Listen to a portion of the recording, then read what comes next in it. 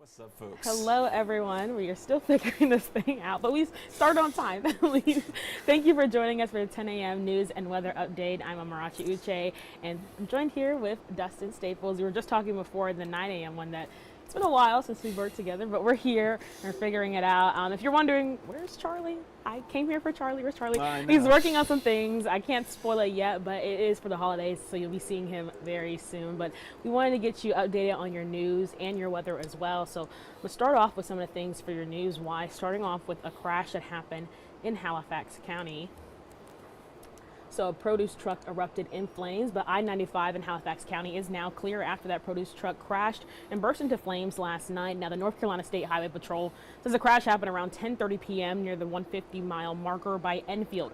First Sergeant L. Bynum says a truck carrying green bell peppers was traveling north when it ran off the road and hit the guardrail.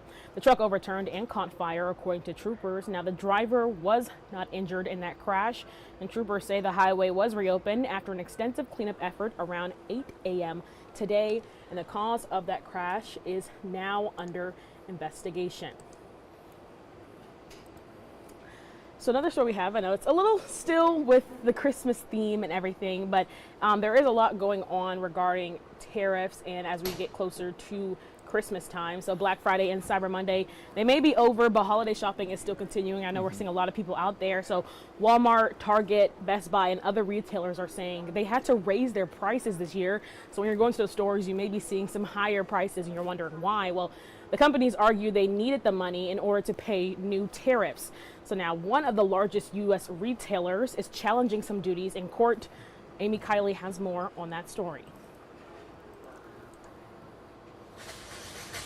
Costco is suing the Trump administration over tariffs. It wants the court to hold that those so-called reciprocal tariffs that the president started imposing on imports back in February, that those tariffs are unlawful. The retailer is making its case in the U.S. Court of International Trade, but a similar lawsuit before the Supreme Court appears to be related. Costco is trying to ensure that if the court rules that those tariffs were unlawful, that it will be in line for refunds. Costco says it's been trying to keep down prices, but says tariffs make that difficult. It imports many items it sells and has to pay any applicable duties on those goods. Some companies have raised prices, many companies haven't. The Trump administration is trying to convince the Supreme Court to let the tariffs stand. The president argues they're good for the country. We're making a lot of money because of the tariffs that are pouring in. Costco's lawsuit comes in the holiday shopping season.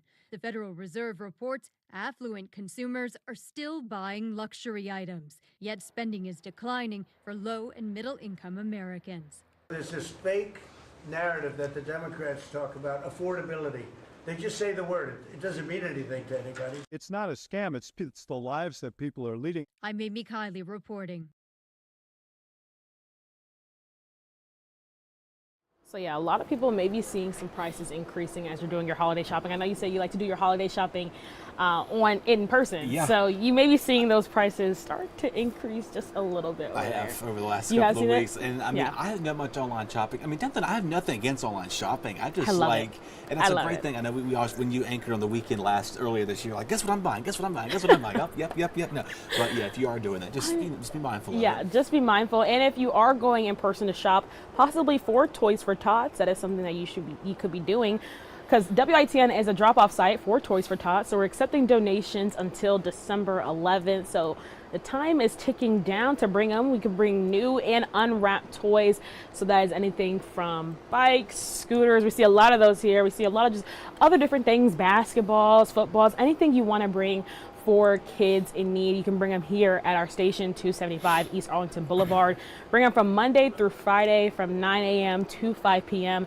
We have a lot of sponsors that are helping us make this happen, so we thank them for that. But like I said before, we have a lot in the studio already. If you could see it, sometimes I know during some of our shows, you can see a lot of the toys that we have here, and it just goes to show how many people really come out during the holiday time to give to people in need. It is, and it's always, it feels good to do that. I mean, every year I try to contribute what I can to something, and always remember the older kids too, because a lot of people think, oh, just the little kids. The older kids need stuff to do. Whether I was made the joke on the air, I said, someone brings an iPad and a tablet in for some 12, 13-year-old kid, hey, they're going to have the time of their life with that. But no, if you do out there the next couple of weeks, or next week's the last. Next week is the last Friday, week, next Thursday, next Thursday is the last deadline for that. So be sure to come by and keep bringing them in. Yeah, and speaking of the holiday time, I know we're seeing some chilly temperatures out here. I know yesterday we were getting rained on, but again, that was some rain that we did need here in Eastern Carolina. But now we're sticking with some chilly temperatures, right? Yeah, it's staying that way for a little bit. Yeah. At least it's consistent. None of these up in major, 70 and 50, nothing like that anymore. So some pretty quiet weather with that as well. And of course, we're taking to our Belhaven camera right now, looking pretty quiet and pretty cool out there. You look out there, you're like, okay, are we going to be warming up today? And not as much as you think we are, but maybe you want to go around and go buy a boat and go have a fun time with the water, go for it, I guess. Here, if we go towards this afternoon here, again, we'll get most of that sunshine out of here for the day. Not expecting to see any cloud cover move in tonight, but overall this evening, though, again, I should have changed that background. This is going to be clear skies tonight. No clouds, no rain. It's going to be chilly. Again, kind of like how it was this morning here. Again, we'll start to see some of those quiet skies return. So for today's quiet, tomorrow as well. And then I think everybody's just kind of jumping to Friday because everybody's wanting to know, what are we going to see? How much are we going to get everything? Well, right now, the way things are panning out, it may look like we'll start things off as a brief wintry mix. Portions of I-95 and west, north, up towards Virginia there, where they could see, again, maybe a couple of first snow for most of Virginia. It does look like the season. Again, they had some snow a few weeks back, but towards the mountains there, it does look like we're going to be stuck in the rain, similar to much of yesterday. It was rain from sun up to sundown. It's going to do the same thing, but it won't be as heavy as we saw earlier on with that too. But by the rain's out of here post 6-7 o'clock, we go quiet, and then we'll be watching for a few more scattered showers as we go towards Saturday midday. Of course, a lot of parades will have that forecast coming up a little bit later for that. But overall, though, once all the rain's put together, another 1 to 2 inches, so a good beneficial rain in the forecast once again. Of course, tonight we'll tell you about this. They do the Very Merry Christmas. This is the cozy mid-week magic nights. It kicks off from 4 to 7 down there, excuse me. So if you're heading down there to see, you're looking pretty good.